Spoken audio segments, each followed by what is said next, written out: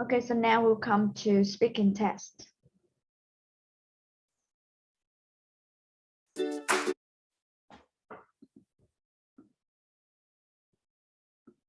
So as usual, speaking test, we will allow from 8 to 10 minutes to finish. So normally you would do a speaking test with another candidate, and the two of you will meet two examiners. One of the examiners will talk to you, and the other does not participate in the conversation. So in part speaking test, we will have two parts. Part one, we have short questions and answers between you and the examiner. In part two, the examiner will give you some information or a card with some ideas for the questions, and you will have to talk to the other candidate to ask or answer the questions. About the scoring, the speaking section will reward 25% of the total score of the exam. And how to prepare, you have to speak as much as you can with your friends. You have to practice asking and answering questions about your daily life, and you have to practice giving information about yourself. Okay, so now we'll come to part one. Okay, so here are the questions for part one. So to answer the question, please remember that you will have to explain your answers. For example, when I ask you some question and you say yes or say no, both of them like either yes or no, please explain a bit about your answer. Rồi ví dụ như cô hỏi con một câu trả lời nào đó về ý kiến của mình như thế nào đó, kể cả là câu hỏi yes no thì con có thể trả lời yes hoặc là no, nhưng mà sau đó mình có thể giải thích một chút xíu về cái câu trả lời của mình. Con hiểu ý của không? Tại bình thường cô nói ví dụ nha, con tưởng tượng như tiếng Việt đi, ba mẹ hỏi ăn cơm chưa, thì ví dụ con kêu là dạ con chưa ăn, thì bình thường mình sẽ không bao giờ cô trả lời cục lũng thì kiểu là dạ con chưa ăn, đúng không? Thì con sẽ nói là dạ con chưa ăn tại vì, thì cái đằng sau cái chữ tại vì ví dụ như là tại vì hồi nãy con đi học về trễ quá nên con chưa ăn cơm, hồi nãy là con đi học thêm về mà con phải làm bài tập gấp nên con chưa ăn cơm chẳng hạn. Con hiểu không? Là con hình dung tiếng Anh nó giống tiếng Việt á, tiếng Việt mình trả lời sao thì tiếng Anh mình cũng trả lời giống vậy luôn, được chưa? Chỉ có điều nó translate sang một ngôn ngữ khác thôi. Okay, so now we start. How many people are there in your family? There are 3 people in my family. There is my father, my mother, and me. Okay rồi. Cái chữ there is, ví dụ như là there are nha. There are 3 people in my family. My mother, my father, and me. Thì đằng trước cái chữ mình đã có there are 3 people rồi, thì đằng sau con không cần phải there are nữa. Được chưa? Con chỉ kể thôi. Bắt đầu kể my father, my mother, and me là được rồi. Được chưa? Okay, so who do you look like the most in your family?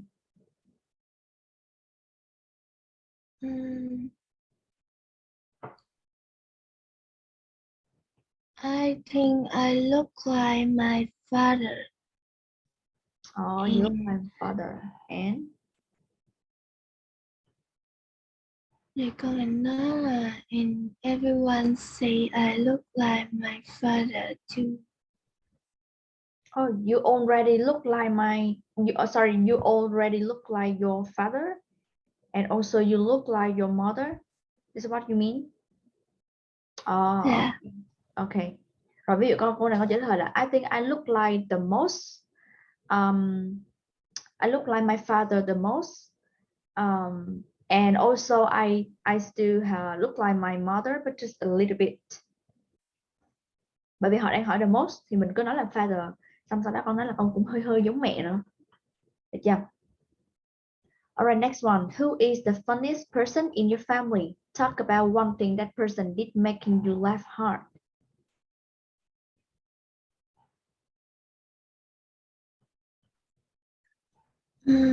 My father is the funniest person in my family. Đọc lại là funniest. Funniest. Good. Okay. Because my father usually talk about the old stories. Old story. Like what do you mean, like the old story, the story that happened a long time in the past? Yes. Good. So talk about one thing that person did make you laugh hard, rồi có thể là the old story, rồi ví dụ như là the old story are usually about his friends or usually about like his colleague, ví dụ như bố hay kể chuyện từ thời xa xưa, ví dụ từ thời bố còn làm chung với chú này chú kia, kể về đồng nghiệp cũ chẳng hạn, rồi hoặc là kể về bạn cũ, hoặc là usually about his childhood, kể về cái thời thơ ấu của ba chẳng hạn. Để chờ con có thể thích thêm một chút ha. Oh, why they ask this? Okay. What is the best age to get married and why?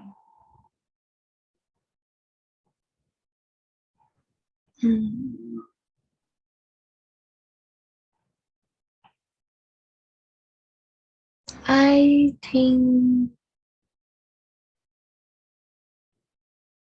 when we finish the university is the best time to get married.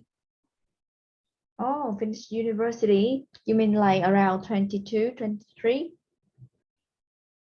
Yes. Okay, so can you explain why do you think that?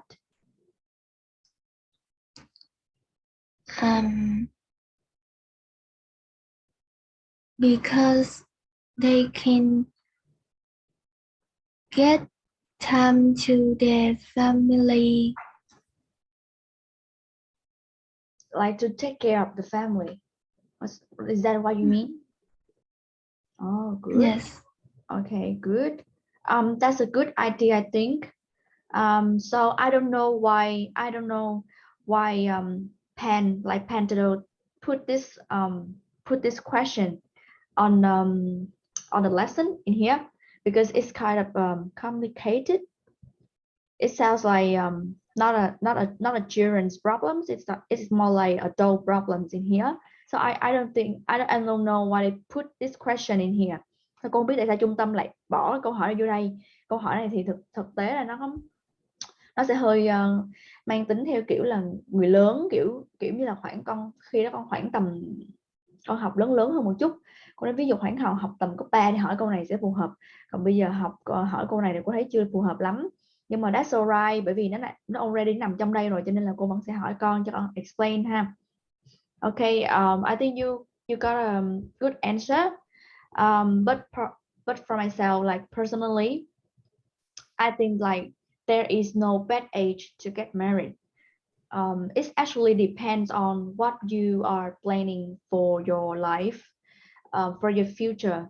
For example, at the moment, I'm still working, and I'm working with some people. Like for example, my friends, they are the same age as me, but some of them already get married and have like 2 kids, but some of them still want to be alone and take care of their own family, like their parents, their siblings, and some of them just want to travel around the world to get more experience, to learn new things. So basically, when I ask them what is the best age to get married, what do you think? So some of them say, okay, I'm not sure what is the best age. It depends on what you want for your life. For example, some of them say, for example, at the moment I'm 30, but I'm not ready for life with my own family. Like we have to have kids and with my husband. So I think I'm not ready for that. So just wait for around 2 or 3 years later, then I'm get ready and I can start with the new life with my beloved family. Rồi, đối với câu hỏi này nha, ví dụ như là theo ý cô đi, bình thường cô hỏi rất là nhiều người chẳng hạn, thì một vài trong số đó các bạn cô hồi xưa học chẳng hạn, có nhiều bạn là vừa mới tốt nghiệp xong ra trường là cưới luôn, được chưa? Nhưng mà hiện tại ví dụ cô đi làm đi thì cô sẽ gặp nhiều người hơn, thì có những người trong số đó, ví dụ cô nói ví dụ nha, phụ nữ nha, khoảng tầm 29-30 rồi nhưng mà họ vẫn chưa có ý định muốn lập gia đình. Bởi vì sao? Họ vẫn muốn học thêm, họ vẫn muốn làm, họ vẫn muốn trải nghiệm các thứ, cho nên là nó sẽ phụ thuộc vào việc cái người đó muốn cái gì cho tương lai của mình. Con hiểu ý không? Đó có nghĩa là cái câu trả lời ở đây nè, ví dụ theo ý con thì cũng thể tốt, hoặc là con về sau này khi mà con đi thi chẳng hạn mà vô tình có ai hỏi con ý này, hoặc là con muốn lấy ý của cô cũng tốt luôn, được chưa? Bởi vì cô đang gợi ý cho con những cái options khác ngoài cái option của con. Ý là theo cái option của con thì con explain vậy là ok rồi. Ví dụ như cô có option khác thì cô sẽ chia sẻ với con, để nếu như con thấy mới hợp lý sau này con có thể copy rồi con đi thi con có thể nói. Con hiểu ý con? Ừ. Ừ. Mà hồi nãy giờ cô nói tiếng Anh hoàn toàn thì con nghe con có nắm được không?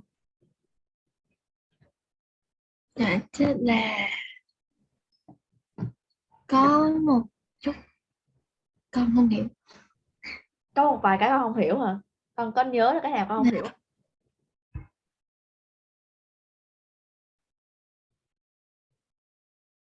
Ừm,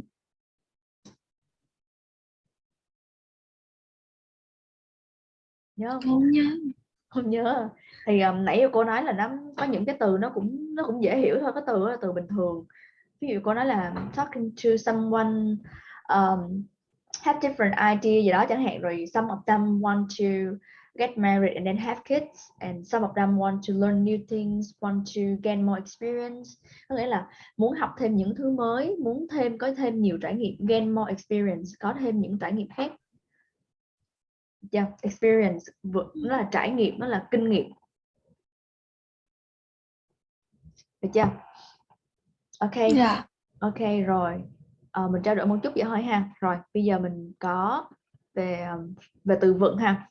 Ok, we have many types of families in here, and you need to match the boxes below accordingly. Okay, we have nuclear family, extended family, single parent family, and adoptive family. So now I will read the sentences and you will decide which one. For example, this one matches one, this one matches one. So I read this one and you will read in here. Okay, you will choose and read it out loud. Okay, so the first one is a household that consists of parents and their family and their children, grandparents, aunts, uncles, cousins, all living in the same household. So which one would you choose?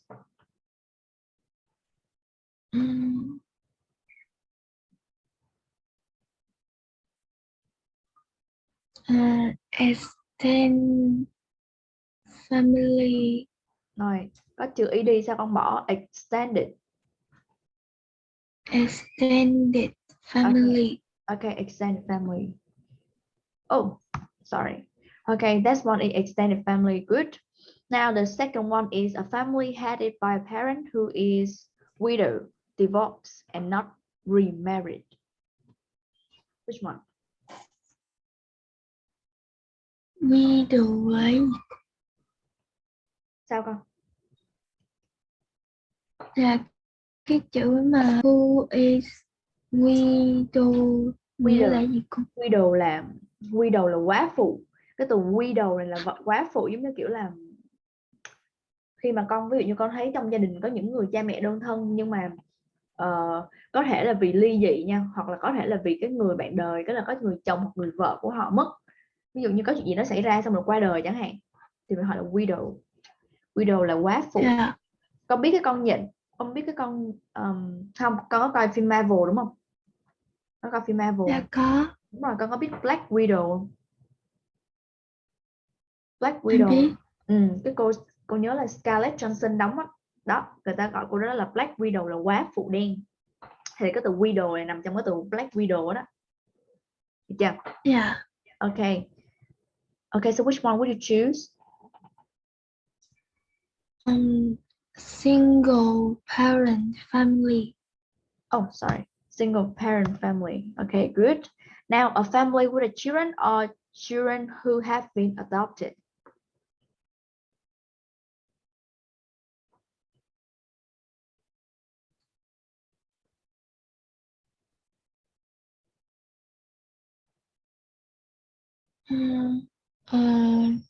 Adopted family. Adopted family, good. Now, a household consisting of two parents and their children.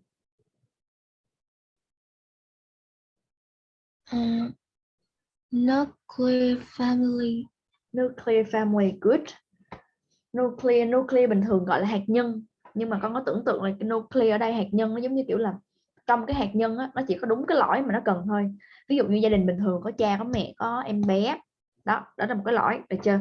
Còn khi mà họ extend ra, tức là họ mở rộng ra ngoài với ông dì chú cô, ông bà cô dì chú bác, họ hàng sống xung quanh nữa, thì nó sẽ là extended family. Nhưng mà trong một gia đình, cái cốt lõi của nó chỉ là có ba mẹ và con cái thôi, được chưa?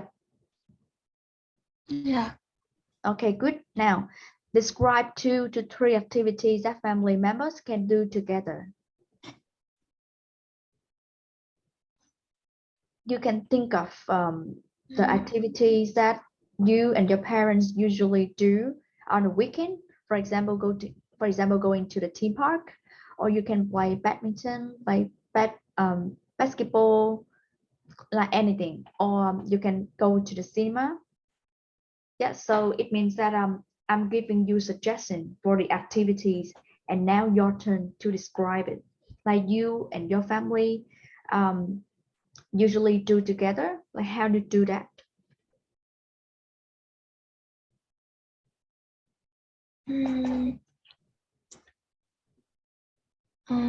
Family, I think maybe family camping or BBQ.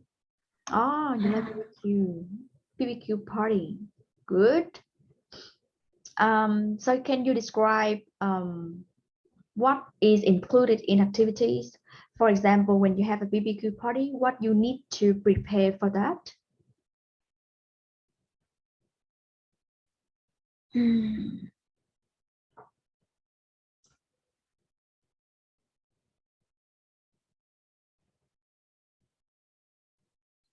We buy lot of meat and go to the garden to have a BBQ for people to spend more time with their families.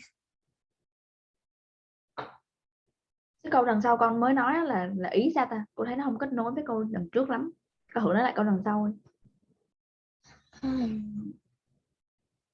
Cô nói là people can spend more time with their families. Okay. You mean this activity will help people to spend more time with their family, right? That's what you mean? Okay, good. Yes. All right, that's good. Now, which is better? Lots of children? Oh gosh. Con có nhận ra cái lỗi phát âm đây không?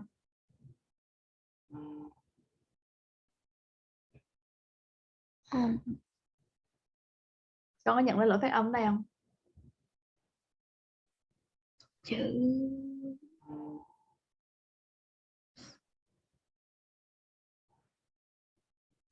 gì? Con thử đọc hết nguyên một câu đi, xong rồi con nói với cô tại sao cô nói đó là lỗi phát âm.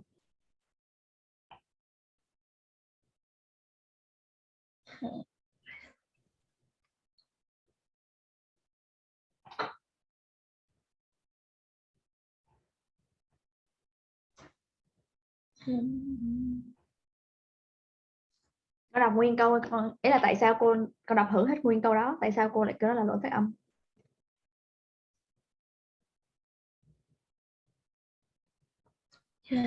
lots of children or only one or two children. Nhưng mà cái chữ lost này nè, tại sao cô gọi đó là lỗi phát âm á? Chữ lost là mất hả? Đúng rồi, nhưng mà tại sao lại có chữ lost, lại sao lại có chữ mất ở đây, thay vì cái chữ lost này thì nó nên là chữ nào?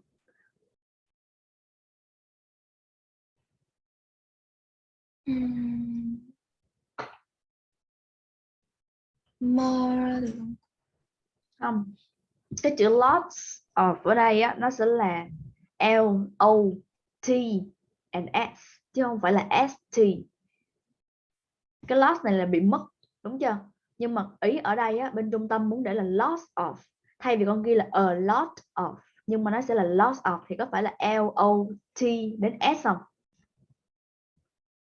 Lots of nó bằng cái từ many, được chưa? Nên cô mới là tại sao có từ loss ở đây, đọc mình sao không hiểu, bởi vì ở đây là only one and ở trên should be lots of chứ không phải là lots này. Okay, so which is better?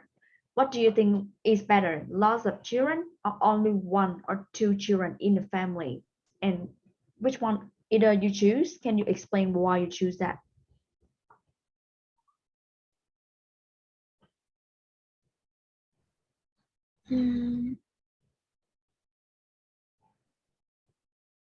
I think only one or two children be better because their parents can focus on raising a better child, but many kids are happier. Okay, that's good. That's a good idea for this.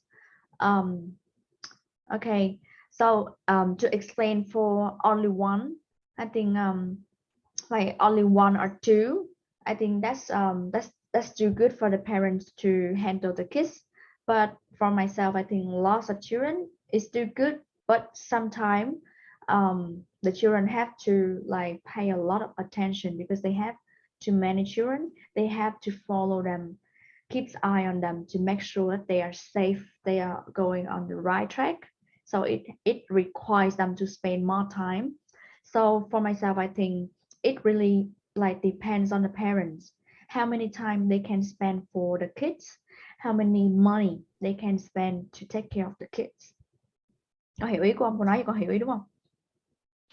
Yeah. Okay, good. All right, now we come to speaking part 2. Now ask and answer the questions using the prompt cards.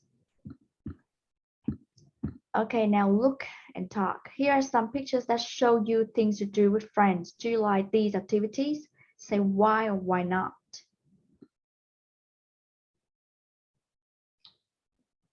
All right. All right, so now please look at these activities and please say that please tell me, do you like any of these activities? And can you please say why you like it?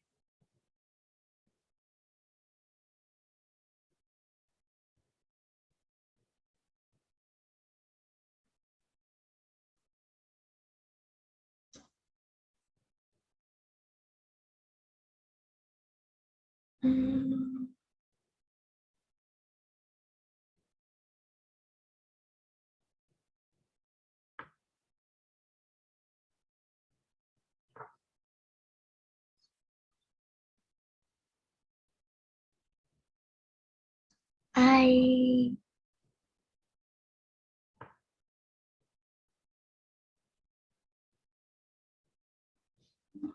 Do you like any of them or you don't like? You can choose like if there is anything you like or you don't like.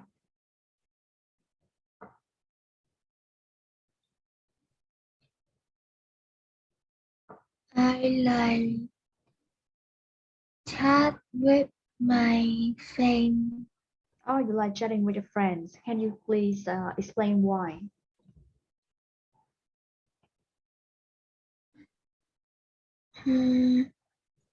Because I can tell they funny things I do at the day. Oh, so you can tell your friends the interesting things that you have been doing all day, and also you can update about their life. Like you had chit chat about the current situation of each other, right? You can keep up, like you can catch up with your friends to see how they are going with their life. That's good. That's good idea. Okay, now. Okay, so sorry. So we have two questions in here. So now number 1, people think playing games is harmful. What do you think?